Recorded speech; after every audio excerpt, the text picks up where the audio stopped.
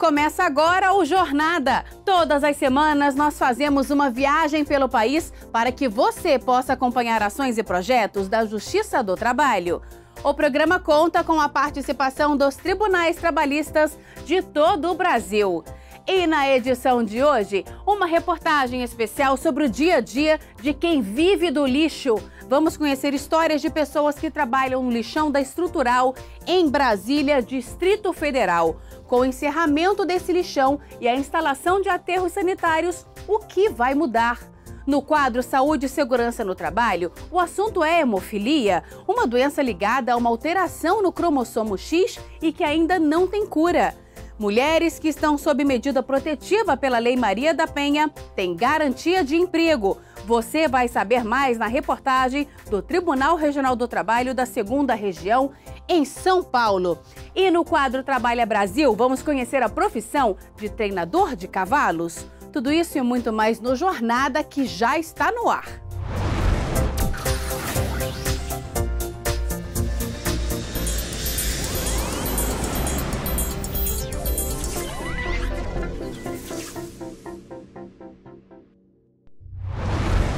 Foram quase 5 décadas para que o lixão da Estrutural, no Distrito Federal, começasse a ser fechado.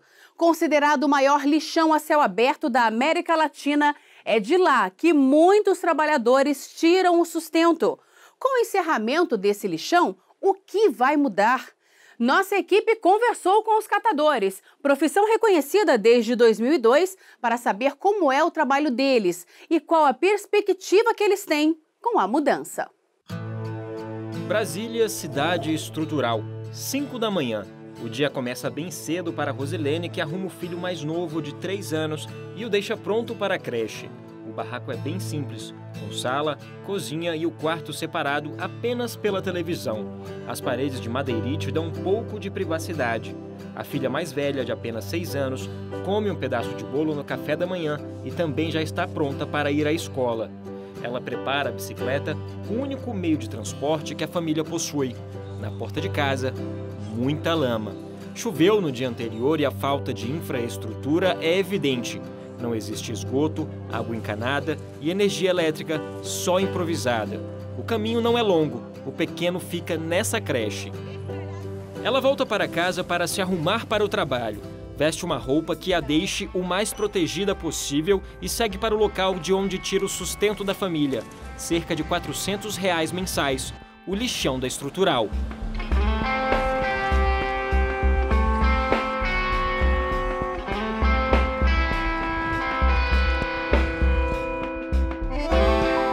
O trabalho de Rosilene é o mesmo que o de cerca de 2.500 catadores que passam um dia aqui no lixão da Estrutural.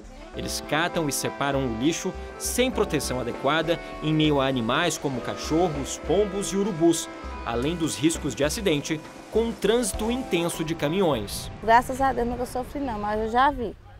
Já vi o coletor passando em cima de perna de gente. Eu mesmo já achei uma criança dentro de um saco preto. E é triste, aqui em cima é para quem tem coragem mesmo, sangue nos olhos. A máquina bateu em mim, mas graças a Deus que não foi grave. Mas já presenciei muitas mortes, várias pessoas sendo atropeladas, amigos meus. Mas é da vida, né? Todo mundo tem acidente de trabalho, acontece em todo lugar. É um trabalho perigoso. É um trabalho perigoso, mas em todo lugar acontece. Seja na construção civil, em qualquer trabalho, sempre acontece.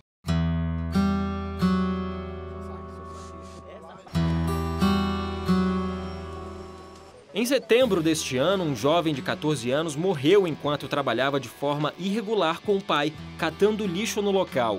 Ele foi atropelado por um caminhão de uma empresa terceirizada e não resistiu aos ferimentos. Apesar de o Serviço de Limpeza Urbana, SLU, responsável pelo lixão, informar que o local é vistoriado diariamente por uma assistente social terceirizada, crianças e adolescentes são flagrados trabalhando constantemente. Ainda de acordo com o SLU, todos são avisados e orientados sobre os riscos de permanência no lixão. Mas no primeiro semestre de 2017, em janeiro, foram registrados 25 jovens com menos de 18 anos trabalhando como catadores. Em março foram 27 e no mês de junho, 15 adolescentes foram vistos trabalhando no lixão da estrutural. Dos 40 mil moradores da cidade estrutural, o bairro onde fica o lixão, cerca de 5% são catadores. Embora o risco seja grande, a maioria deles não tem opção ou preparo para mudar de vida e veem no lixo a única alternativa de sobrevivência. Não só para mim, mas como a maioria dos catadores, representa um meio de sustento para a nossa família, né? Então é um meio muito forte para a sustentação, não nossa da família, mas para a estrutural toda. Eu acho que a maioria dos catadores tem esse lado da superação, porque muitos não sabem ler, não sabem escrever e muitos conquistaram um teto, conquistaram a dignidade de criar os seus filhos através disso aqui, da reciclagem. Ana Cláudia é uma das catadoras e trabalha aqui com os 2 filhos mais velhos. Os outros 2 estudam para tentar mudar de vida. Eu não tive oportunidade de estudar, né, de ter outra profissão, mas me orgulho dos meus filhos poder ter a oportunidade que eles têm, sabe, de poder escolher, coisa que outra hora eu não tinha. Eu não tive a oportunidade de escolher o que eu queria para mim, mas me orgulho do que eu sou hoje, né, da catadora que eu sou hoje, né, me orgulho de ter criado eles com dignidade nessa luta e eu tenho certeza que a vida deles vai ser diferente. Ela é presidente da Associação Ambiente de Catadores e, além de organizar o trabalho dos catadores, coordena a creche da associação que abriga 30 crianças de mães que não têm com quem deixar os filhos para trabalhar no lixão. A rotina é pesada. Os mais fortes conseguem uma renda melhor. Tiram cerca de R$2.000 por mês, dependendo do tipo de material coletado que vai ser vendido à empresa de reciclagem e do ritmo do trabalhador. Para eles é normal passar o dia aqui. Não saem do lixão nem para almoçar. Noia cresceu no lixão e hoje vende marmita aos catadores. Eu tinha 9 anos de idade quando eu vim para o lixão. Hoje eu vou fazer 50 anos, agora em junho eu faço 50 anos. Aí desde lá para cá toda a vida. Dona Leopoldina trabalha há cerca de 20 anos no lixão da estrutural. Criou 5 filhos com dinheiro que tirou do lixo, mas sempre os incentivou a estudar para que nunca tivessem que trabalhar nas mesmas condições que ela. Aqui a gente pega muita doença, né? A gente contamina. A gente pega muita micose. Então meus filhos não trabalham, nunca trabalhou aqui. Agora eu sim. Toda a vida trabalhei. Na minha vida isso aqui é tudo, menino. Eu comia daqui de dentro. Na época eu trabalhava com os mercados, que é os carrefa. Então a gente comia. E vinha muita coisa boa. Aí acabou, aí só lamento, né? Aí vim, continuei a batalha aqui dentro e tô aqui dentro da seletiva. Então olha só, um caminhão acabou de descarregar esse monte aqui de lixo, o pessoal já vai separando todos os materiais. Aqui a gente vê que separaram papelão, separa PET, separa tudo direitinho aqui por tipo de material e eu vou dar uma mão ali para eles, para sentir um pouco a dificuldade desse trabalho deles. Encontrei sacolas com lixo hospitalar, restos de comida, resíduos que não deviam se misturar, o que aumenta ainda mais os riscos desses catadores. Mas o trabalho aqui está com os dias contados. A previsão do governo do Distrito Federal é que neste mês o aterro comece a ser desativado. O lixão vai ser transferido para outro aterro em Samambaia, a 37 quilômetros de Brasília, que atualmente já recebe 1/3 do lixo de todo o Distrito Federal. O restante, 6.800 toneladas de resíduos do tipo domiciliar e de construção civil, ainda é levado para a estrutural. Os efeitos dessa mudança já são sentidos. Quem tirava quase 1.000, agora é 300 e pouco, 400, 300. Está vindo mando material e já renderam bastante gente. Vem gente de fora trabalhar aqui. Numa crise dessa, né? Qualquer dinheiro aqui é ouro. A maioria dos trabalhadores não acredita totalmente na desativação do lixão e fica insegura com o que pode acontecer. A gente depende do governo, porque a partir do momento que a gente estava jogado no lixão trabalhando sem o governo interferir, a gente estava tirando assim um dinheiro bom, mas só que assim, lógico que tem muito risco, né? E de repente o governo ele entrou com a proposta de melhoria. Então a gente realmente quer ver a melhoria. Isso nos causa um receio, medo, porque toda mudança tem um receio, então a gente não sabe o que vai acontecer, mas a nossa esperança, né, é que a gente mude de vida. A gente não é contra o fechamento do lixão, nós somos a favor do fechamento, mas com a inclusão dos catadores da estrutural. Como o aterro da estrutural não foi planejado, o dano ambiental é evidente. São 30 milhões de toneladas de lixo enterradas durante décadas em uma área de 200 hectares, a apenas 15 quilômetros do Congresso Nacional. No novo local, a principal diferença vai ser uma impermeabilização do solo para a diminuição do impacto na natureza. De acordo com o governo, o fechamento do lixão acontece de forma tardia. Essa promessa de fechar o lixão e de resolver a questão deles são promessas não cumpridas há 30 anos. Então teve uma resistência muito grande, porque era mais do que legítimo, uma população que é excluída do sistema e tem promessas não cumpridas durante 30 anos. A atividade dentro do lixão, na estrutural, não é regularizada pelo governo do Distrito Federal. Com a mudança, parte dos catadores será prestadora de serviços públicos ao SLU. As pessoas trabalharão em galpões similares a esse, com proteção do sol, esteiras, refeitórios e toda uma estrutura que no lixão não existe. Agora está bem claro para os catadores que não é mais uma promessa. Foi empenhado o recurso, as obras estão começando, os prédios vão ser entregues de 6 a 11 meses, vão ser entregues esses prédios, nesse período de 6 meses a 1 ano. E enquanto isso, os catadores vão estar em prédios alugados, né, que são galpões temporários para fazer frente a esse desafio. E por mais que o aterro e a rotina de trabalho mudem, muitos não querem deixar o lixão. É o meu lugar, eu gosto disso aqui. O dia que eu não venho para cá, eu adoeço. Rapaz, eu creio que eu tenho orgulho, porque se não tivesse esse lixão aqui, eu creio que ia ou vender droga e ia para a vida do crime. Então eu tenho orgulho, porque a gente tem que ter orgulho do que faz, certo? Se não tiver orgulho de você mesmo, vai ter orgulho de quem? Então você tem que se inspirar você mesmo. Eu tenho orgulho de trabalhar aqui no lixão, porque é daqui que eu tiro o meu sustento dos meus filhos. E nunca faltou nada. Com a crise dessa, eu acho que a maioria que estava empregada está desempregada agora, né?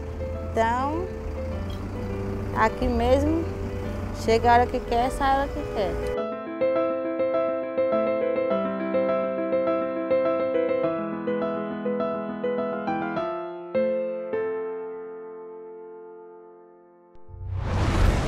No próximo bloco, no quadro Saúde e Segurança no Trabalho, o assunto é a hemofilia, uma doença ligada a uma alteração no cromossomo X e que ainda não tem cura. E ainda hoje, no quadro Trabalha Brasil, vamos conhecer a profissão de treinador de cavalos. Nós voltamos em instantes.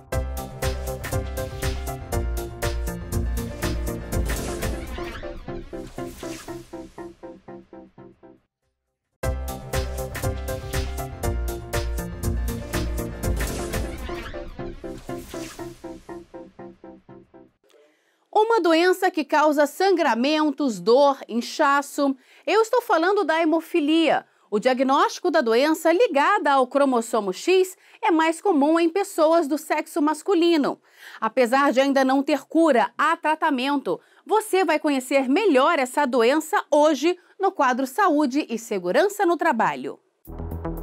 A sensação é de gastura, como se o sangue corresse fora da veia e essa hemorragia demorasse mais para ser controlada. E isso em qualquer parte do corpo, no joelho, no cotovelo, no ombro, no músculo. A região afetada inflama, aparece um inchaço, dói tanto, mas pior do que isso, são as sequelas que, na falta de cuidados, podem ser permanentes. Mesmo com limitações para andar, toda semana Raimundo faz questão de ir pessoalmente ao ambulatório do Hemocentro de Brasília tomar a medicação fornecida aos pacientes com hemofilia. Por mês ele recebe 10.000 unidades do concentrado do fator que precisa para a coagulação do sangue. Tudo é preparado no próprio local e aplicado gratuitamente. Eu não gosto de tomar em casa porque aqui é mais seguro. Eu me sinto seguro aqui, né?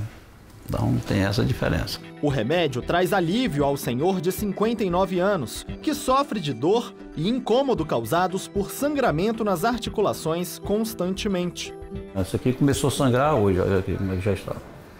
Entendeu? Isso aqui vem o sangue aqui para dentro. Com esse remédio que eu tomei agora, ele vai conter esse sangramento, automaticamente vai voltar, não ao normal, não volta mais, mas vai melhorar muito. No caso dele, as consequências se agravaram porque Raimundo só descobriu que era hemofílico aos 22 anos de idade. Naquela época, em 1980, ainda não se falava muito sobre a hemofilia e também não havia tratamento adequado para a doença, que pode se desenvolver de duas formas. O diagnóstico da doença ligada ao cromossomo X é comum em crianças do sexo masculino. Em 70% dos casos congênitos, os pacientes herdam a doença da família. Nos outros 30%, decorre de alguma mutação embrionária. Alterações no gene responsável pela produção do fator 8 da coagulação causam a hemofilia A, e problemas relacionados ao gene associados ao fator 9 provocam a hemofilia do tipo B. A hemofilia também pode ser adquirida. As hemofilias adquiridas, elas são muito mais raras. É um caso a cada 1 milhão de habitantes, né? E isso acontece em qualquer momento da vida, relacionado à gestação, ao uso de medicamentos, a doenças reumatológicas, às neoplasias. Segundo o hematologista, a gravidade da doença varia conforme o grau da mutação genética. O paciente com hemofilia leve quase não apresenta alteração. O hemofílico moderado tem sangramentos espontâneos ou ocasionados por algum trauma, que evoluem de forma anormal.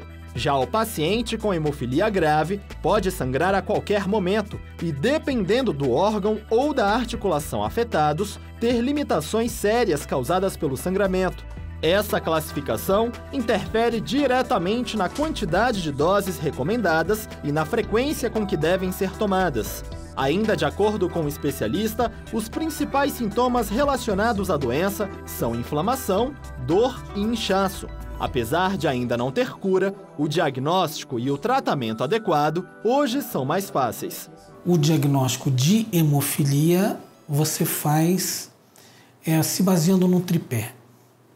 Esse tripé se baseia na história familiar do paciente, nos antecedentes hemorrágicos e nas alterações laboratoriais. Dados do INSS mostram que pouco mais de 4.500 hemofílicos foram afastados do trabalho entre 2012 e 2016 em todo o Brasil. Realidade vivida pelo Raimundo, que após largar o emprego, não pôde assumir um cargo por conta do resultado dos exames exigidos pelo concurso. E anos depois, acabou se aposentando por invalidez em razão das consequências da hemofilia. Mas a doença por si só não incapacita o hemofílico a exercer todo e qualquer tipo de profissão. Tudo dependerá da atividade e da função que serão desempenhadas no mercado de trabalho. A princípio, é uma doença proibitiva no caso, por exemplo, de policiais, né? Militares, civis, forças armadas, um tipo de paciente que vai evitar fazer certos esportes, por exemplo, jiu-jitsu, karatê, kung fu, isso é proibitivo, mas ele pode fazer outros esportes com tranquilidade e pode exercer laboralmente também a maioria das profissões. O importante, segundo o médico, é que o hemofílico não esconda dos patrões o seu verdadeiro quadro clínico, aproveite as modalidades de tratamento disponíveis e redobre os cuidados com a saúde para ter mais qualidade de vida. Tratar, alimentação é importante, atividade física regular é importante, receber a medicação é importante e você vai ter uma vida relativamente normal. No próximo bloco, mulheres que estão sob medida protetiva pela Lei Maria da Penha têm garantia de emprego. Você vai saber mais na reportagem do TRT da 2ª Região em São Paulo. E no Trabalha Brasil, a rotina de um treinador de cavalos. Nós voltamos daqui a pouco.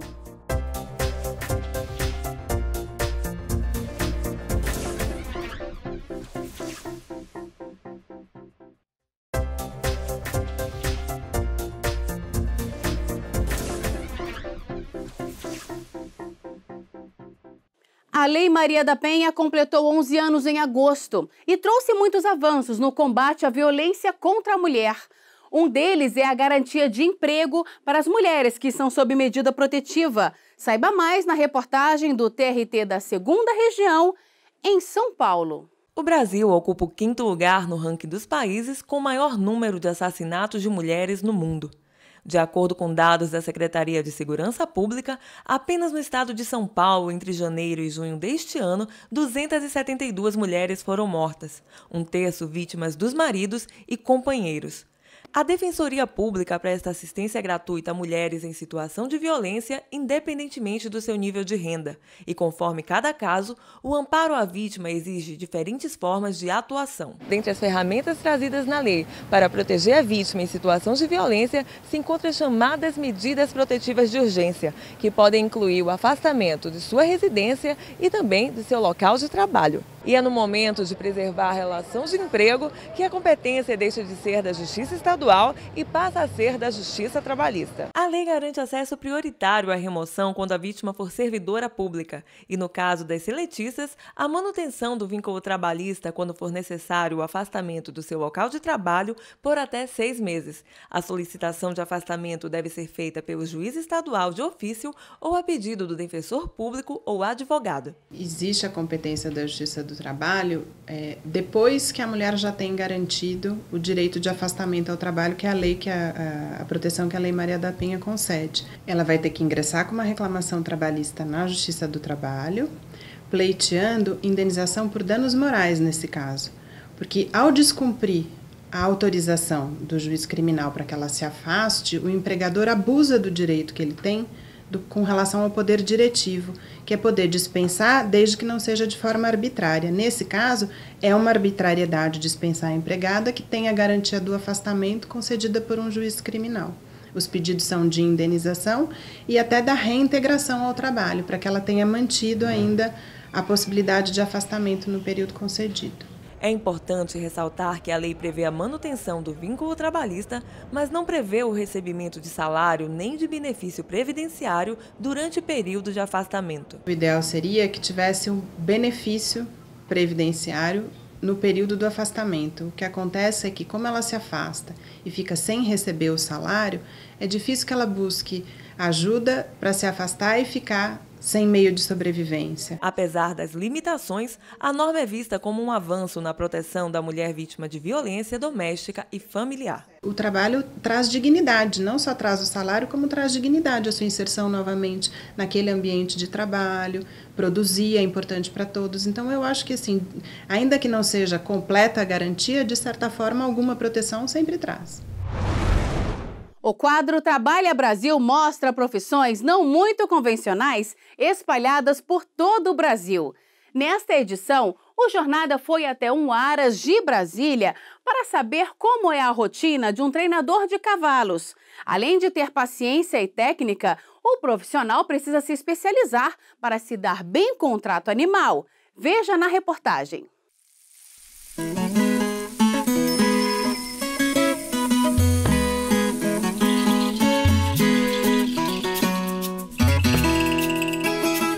Quem vê os animais assim, cavalgando com tanta elegância, nem nota, mas por trás desta apresentação tem um profissional responsável por todo o trato do animal.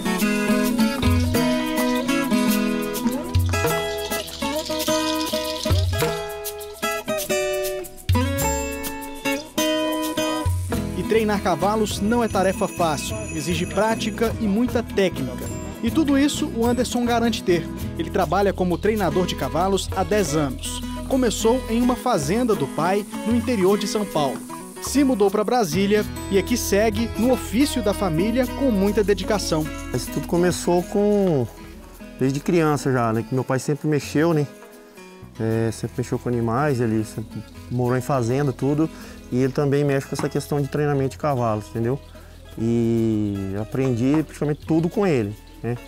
E aí começou daí, desde criança já, desde meus 11 anos eu comecei a lidar com cavalo e participar de provas, né? Treinar a modalidade de laço, 3 tambores e estou aí até hoje.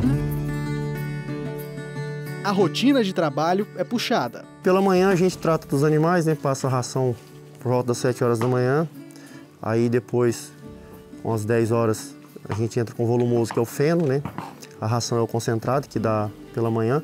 E aí, entre esse período das 7 às 10, Aí faz a limpeza das cocheiras, coxo de água, né? Rasqueia os cavalos, solta alguns no piquete para poder dar uma andada, né?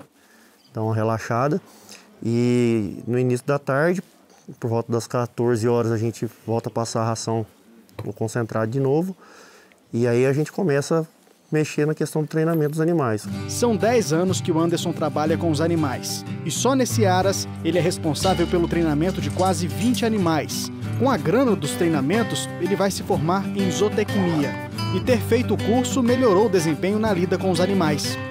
Melhorou muito, porque é um curso muito bom, né? Direcionado a essa questão de alimentação, de dieta do cavalo, manejo, né? Essa questão nutricional todinha, né? E então ajuda muito.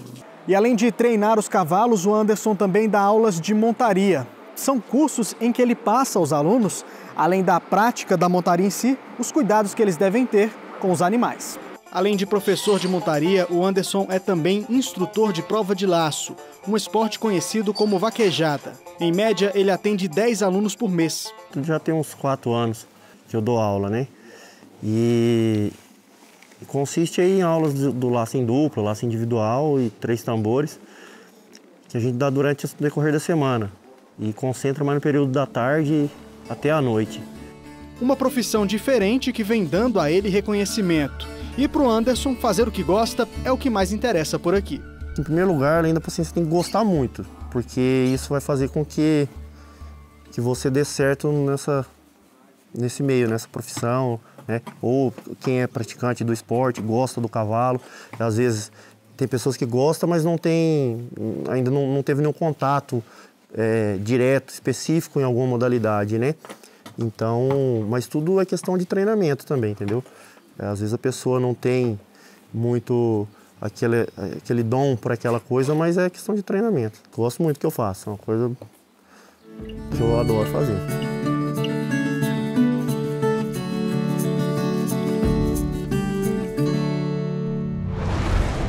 Por hoje é só. O Jornada fica por aqui. Muito obrigada pela companhia e até a próxima.